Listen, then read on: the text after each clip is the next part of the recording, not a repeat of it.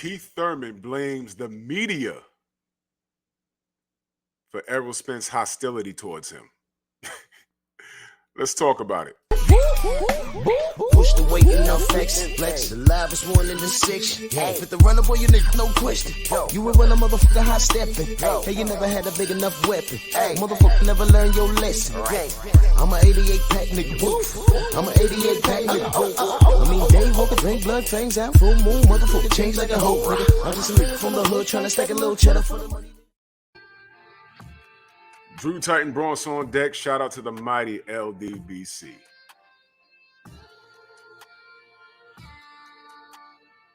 So, Keith Thurman.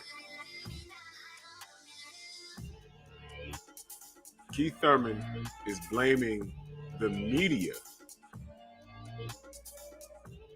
as the reason Errol Spence is so hostile towards him.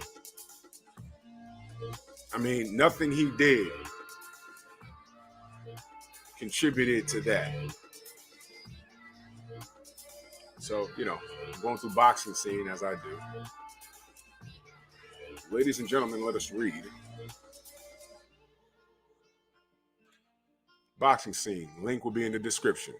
Former welterweight title holder Keith Thurman believes that champion Errol Spence would be more willing to face him inside the ring if the media was not insistent on bringing up the matchup in every interview. Well, let me stop right there. See, Keith, how many years ago was this a hot fight that everyone wanted to see? That Errol was calling for? It had nothing to do with the media. The media was reporting what Errol was asking for. He was on Twitter. He was on social media everywhere, And you getting into car accidents that aren't reported by, there aren't no police reports on. You're running around with, 1 minute you want to fight Pacquiao before you actually fought Pacquiao. That fell through. Errol said, I'm here. Then you said, I need elbow surgery or whatever, bicep surgery, whatever. You needed surgery. He was like, what? Ay. So it had nothing to do with that, right? Texas-based Spence has made it clear he wants nothing to do with Keith Thurman, going as far as to call the Florida native a cornball in a recent interview. Wow. Man, I don't want anything to do with Keith Thurman, Spence told Barbershop Conversations last month. Shout out to Fred in the barbershop. You see why I say these fighters? Man, you better come talk to us. You seeing it right here. I don't want anything to do with Keith Thurman, Spence told Barbershop Conversations last month. That ship has sailed. That ship's been gone. I don't want anything to do with that man. He's messing with me.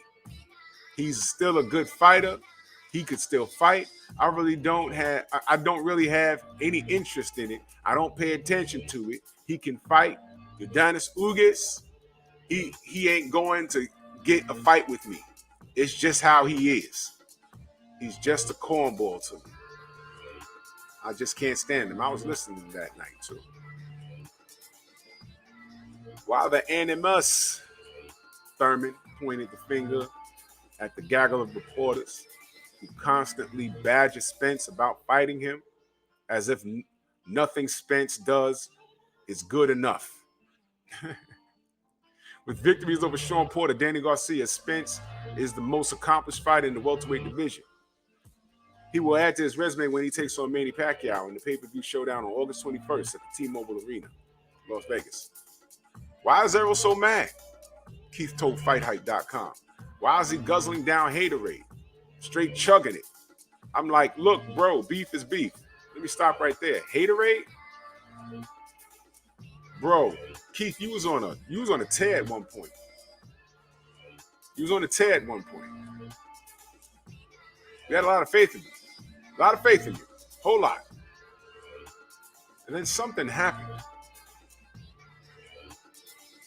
I clearly recall Errol being in line and he wanting to smoke with you. And I'm not getting I'm not gonna get into all the specifics, but he wanted to smoke with you, and you was like, basically no. Letting years, literally years go by. You holding up the damn division. And then when you do fight, what happens? You lose to Manny Pacquiao, a fight that you was clearly supposed to win. Now, it was a close fight.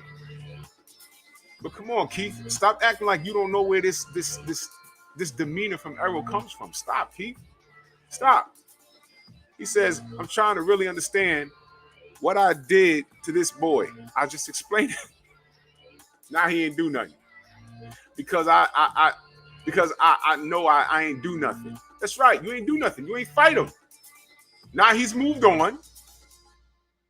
He's here, and you're back here somewhere. So stay your ass back there. You wasn't trying to fight him 3-4 years ago. Come on, Keith. Stop acting like you the victim here. He says, you want to know the problem? You're the problem. He's telling Fight Hype this. You and everybody else. It's the interviews. Oh, my God. It's the interviews. No matter what this boy has done in his career, he can't get past what do you think about Thurman. And he can beat Pacquiao. And you know what with the next conversation he has to hear? Are you going to fight Thurman? Keith, stop, Keith. This is unbecoming of you. This is unbecoming. You're actually, dare I say, begging for a fight. Damn, homie. In high school, you was the man, homie. Once upon a time, it was Thurman, 32, who was leading the charge in the welterweight division. Y'all remember that? And Spence, 31, was just an upstart. The tables have turned since then, especially after he dropped the decision to Pacquiao in 2019. Damn, that was 2019 already. That was fast. I think he really hates that he was in the 12 Olympics, that I had a little bit of a gap before him to make a name, said Thurman. He's beaten who I've beat, stopping people, knocking out Leonard Bundu to make a statement. But no matter what the statement he makes, the next question is, so what do you think about Thurman? I feel that I can make you juggle down some mother effing haterade, okay? Thurman has not fought since the Pacquiao loss. So you haven't fought since 2019, all right? You're not going to talk about the tough fights you had in between. I ain't going to name no names. But Keith,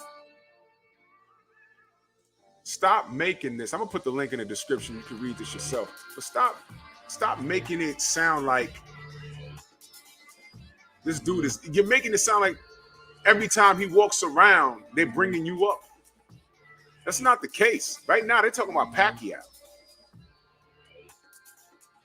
They're talking about Manny Pacquiao right now. Ain't nobody talking about you. He said, I'm done with it.